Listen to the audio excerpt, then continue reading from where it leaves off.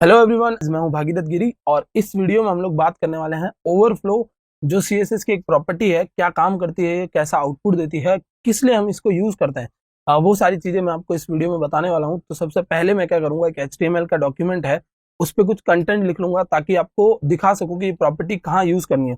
तो सबसे पहले यहाँ पर ओवरफ्लो लिख लेते हैं क्योंकि मैं आपको ओवरफ्लो समझा रहा हूँ। और यहाँ बना देता हूँ एक डिव और डिव को दे देता हूँ एक क्लास। तो यहाँ तक का कंसेप्ट है हमारा HTML का और इसमें हम लोग कुछ ना कुछ कंटेंट लिखेंगे। तो सपोज मुझे कुछ डमी कंटेंट लिखना है तो मैं यहाँ पर डमी कंटेंट लिख देता हूँ। पी टैग के अंदर मैंने लॉरम इप्सम करके कंटेंट यूज किया है। इसको अगर आप टेक्स्ट एडिटर पे लाना चाहते हो तो कुछ इस तरीके से आपको करना होगा। पहले आपने लिखा पी और जैसे आप टैब दबाओगे तो ये जो आपका टैग है वो ऑटोमेटिकली क्लोज हो जाएगा और फिर आप लिखोगे लॉरम और लॉरम लिख के आप टैब दबाओगे तो ये फिर से आपको पूरा की पूरा कंटेंट मिल जाएगा। तो इस कंटेंट को मैं कर लेता हूँ 2-3 बार कॉपी और फिर हम लोग क्या करेंगे, फिर हम लोग समझेंगे कि ये जो ओवरफ्लो है वो प्रॉपर्टी कहाँ यूज की जाती है। तो यहाँ पर से मैं लगा देता हूँ एक स्टाइल टैग और स्टाइल टैग से हम लोग क्या करेंगे, इसकी CSS मेंशन करेंगे। तो अगर आपको स्टाइल टैग के बारे में और CSS के बारे में या CSS सिलेक्टर्स के बारे में आइडिया ना हो तो आपको प्लेलिस्ट में वो सारे वीडियोस मिल जाएंगे जिससे आप ये सारी चीजें समझ सकते हो। अब मैंने क्या किया है, मेन यहाँ पर लगा दिया है क्लास और मेन क्या करेगा, इसको टारगेट करेगा। अब ये इसको टारगेट कर रहा है तो हम लोग क्या करने वाले हैं, यहाँ से कुछ प्रॉपर्टीज देने वाले हैं। तो विड्थ दे देता हूँ मैं 1000 पिक्सल्स और मैं हाइट दे देता हूँ यहाँ से 500 पिक्सल्स और इसको एक बॉर्डर दे देते हैं 2 पिक्सल्स की ब्लैक सॉलिड बॉर्डर दे देता हूँ। सॉलिड ब्लैक या ब्लैक सॉलिड आप जो भी लिखोगे उसके अकॉर्डिंग ये मिल जाएगी आपको। तो आप दिखाता हूँ मैं आपको आउटपुट। तो यहाँ से हम लोग करते हैं ओपन इन ब्राउजर। तो आप देख सकते हो ये मेरा आउटपुट आया है और आउटपुट के अकॉर्डिंग इसको थोड़ा सा मैं मिनिमाइज कर देता हूँ, छोटा कर देता हूँ। तो ये मेरा एग्जैक्ट आउटपुट है। अब ये जो मेरा कंटेंट है वो फिलहाल तो इसके अंदर है, बट अगर कंटेंट बढ़ता है उस केस में क्या होगा, अगर कंटेंट बढ़ता है यानी कि इसी टैग को मैं 3 बार और ले जाता हूँ, कॉपी कर लेता हूँ और इस केस में अगर कंटेंट बढ़ रहा है तब क्या होता है देखते हैं। आप देख सकते हो अभी मैंने कंटेंट बढ़ाया बट अभी भी एग्जैक्ट कंटेंट यहाँ तक आ सकता है, मतलब 500 पिक्सल्स में आने के लिए इनफ है। बट अभी अगर कंटेंट और बढ़ा एक बार, अभी सपोज एक बार कंटेंट और बढ़ता है तब उस केस में आप देख सकते हो कंटेंट ओवरफ्लो हो रहा है। कंटेंट क्या हो रहा है, ओवरफ्लो हो रहा है। तो इस ओवरफ्लो को हम लोग मैनेज कर सकते हैं किसके थ्रू, ओवरफ्लो प्रॉपर्टी के थ्रू। इस केस में आपके पास 3 चीजें होती हैं, मैं आपको बताता हूँ कि क्या क्या चीजें आप प्रोवाइड कर सकते हो। सबसे पहले यहाँ पर सिंटेक्स की बात कर लेते हैं। तो ओवरफ्लो के अंदर आप कुछ ऐसे मेंशन कर सकते हो। ओवरफ्लो सबसे पहला हो सकता है आपका हिडन और दूसरा हो सकता है आपका स्क्रॉल। 2 चीजें आप रख सकते हो। तीसरी चीज जो है मैं आपको बताऊंगा स्क्रॉल के अंदर और हिडन के अंदर कैसे लगा सकते हैं। तो क्या कर सकते हो आप इसको ओवरफ्लो हिडन रखोगे तो ओवरफ्लो हिडन रखने पर क्या होगा, ये जो आपका ओवरफ्लो हुआ है वो हाइड हो जाएगा, मतलब वो यूजर को दिखेगा ही नहीं। ये केस कब यूज किया जाता है, ये केस हम लोग मोस्टली डिजाइनिंग में यूज करते हैं। ये केस सिर्फ कंटेंट के लिए नहीं, अगर आपने इसके अंदर कोई इमेज लगाई और वो इमेज ओवरफ्लो कर रही है तो उसको भी हाइड कर देगा। मतलब एक्चुअली हाइड क्या कर रहा है, ये जो डिव है वो अपने ओवरफ्लो को हाइड कर रही है।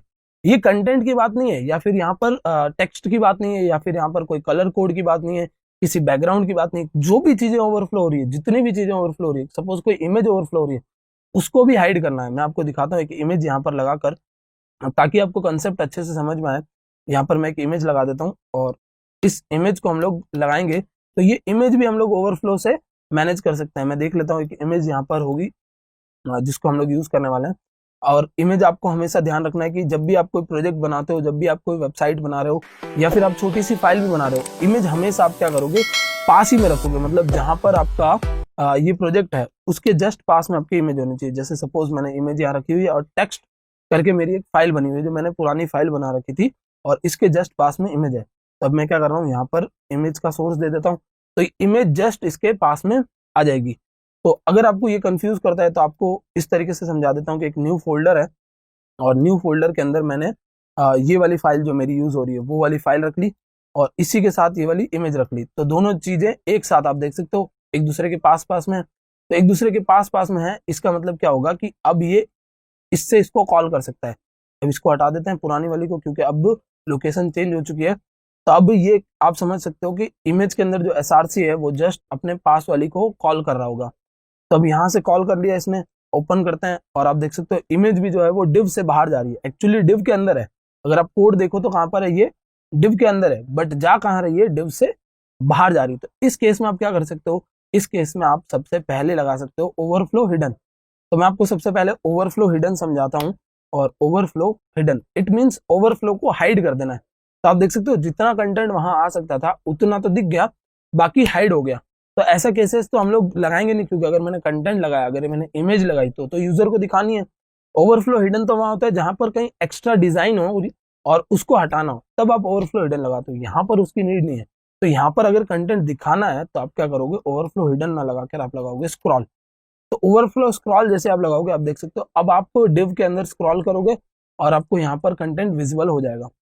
अब जो तीसरी चीज मैं आपको बताने वाला था वो कुछ इस तरीके से है कि अभी आप देखोगे तो यहाँ पर ये वाली एक्स एक्सिस और ये वाली वाई एक्सिस दोनों पर स्क्रॉलर आ चुके हैं, दोनों पर स्क्रॉलर आ चुके हैं। सपोज आप चाहते हो कि आपका जो डेटा हो वो सिर्फ एक्स एक्सिस के एक्स एक्सिस पर स्क्रॉल करे, मतलब जो डेटा वो कहां पर आए, सिर्फ एक्स एक्सिस पर आए।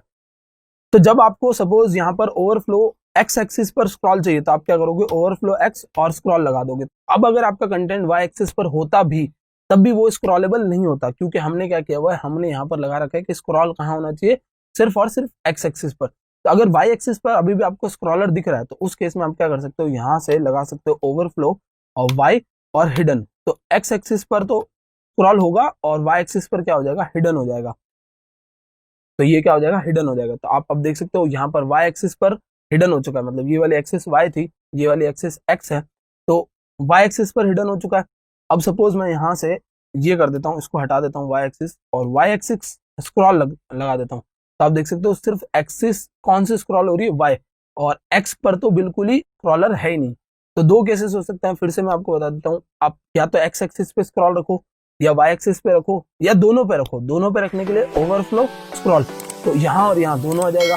अगर आप सिर्फ एक्स एक्सिस पे रखना चाहते हो तो overflow x scroll, overflow x hidden. अगर आप एक्स एक्सिस हिडन रखना चाहते हो, या आप क्या रख सकते हो, आप रखना चाहते हो सपोज कि इस जगह पर स्क्रॉल आए, इस जगह पर यानी वाई एक्सिस पर, तो आप क्या लिख सकते हो, ओवरफ्लो वाई स्क्रॉल या ओवरफ्लो वाई हिडन। तो ओवरफ्लो की जितनी भी प्रॉपर्टीज है मैं यहाँ पर एक बार मेंशन कर देता हूँ। ओवरफ्लो में आप वाई लगा सकते हो और यही दोनों चीजें स्क्रॉल या हिडन ये लगा सकते हो आप, या फिर आप क्या कर सकते हो, एक्स एक्सिस ले सकते हो। तो यहाँ से मैं एक्स एक्सिस के लिए भी लिख देता हूँ और इसी तरीके से एक्स एक्सिस का भी होता है, तो ये हो जाएगा एक्स एक्सिस। ओवरफ्लो क्या करेगा, एक्स और वाई दोनों के लिए काम करेगा, वाई सिर्फ वाई के लिए और एक्स सिर्फ एक्स के लिए काम करेगा। सो आई होप गाइस आपको ओवरफ्लो प्रॉपर्टी कैसे काम करती है अच्छे से समझ में आ गया होगा। That's it for this video, thank you so much for watching.